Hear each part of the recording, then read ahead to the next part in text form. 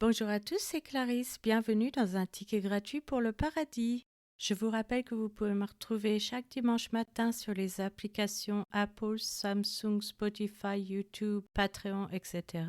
La lecture de la Bible est gratuite. Je vous invite à vous abonner pour avoir accès à l'étude du passage et à des bonus. Vous pouvez aussi bénéficier d'accès anticipé. Cet abonnement vous permettra de recevoir une notification dès qu'un nouvel épisode sera publié afin de n'en manquer aucun. Josué, épisode 23. Aujourd'hui, nous allons étudier le discours d'adieu de Josué aux dirigeants d'Israël avec ce que l'Éternel a fait et ce qu'Israël doit faire.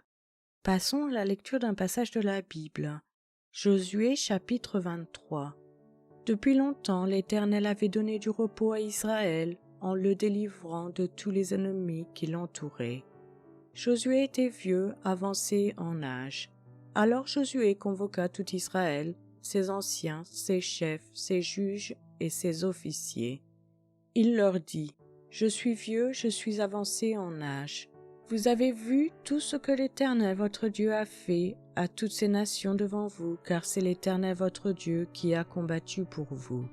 Voyez, je vous ai donné en héritage par le sort, selon vos tribus, ces nations qui sont restées à partir du Jourdain, et toutes les nations que j'ai exterminées jusqu'à la grande mer vers le soleil couchant. L'Éternel votre Dieu les repoussa devant vous et les chassa devant vous, et vous posséderez leur pays, comme l'Éternel votre Dieu vous l'a dit. Appliquez-vous avec force à observer et à mettre en pratique tout ce qui est écrit dans le livre de la loi de Moïse, sans vous en détourner ni à droite ni à gauche.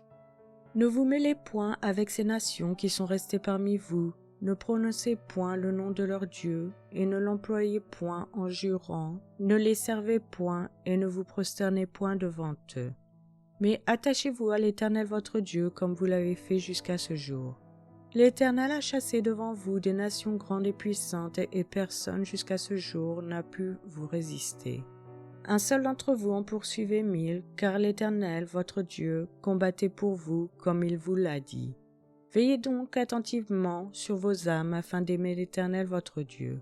Si vous vous détournez et que vous vous attachez au reste de ces nations qui sont demeurées parmi vous, si vous vous unissez avec elles par des mariages, et si vous formez ensemble des relations, soyez certains que l'Éternel votre Dieu ne continuera pas à chasser ces nations devant vous, mais elles seront pour vous un filet et un piège, un fouet dans vos côtés et des épines dans vos yeux, jusqu'à ce que vous ayez péri de dessus ce bon pays que l'Éternel votre Dieu vous a donné.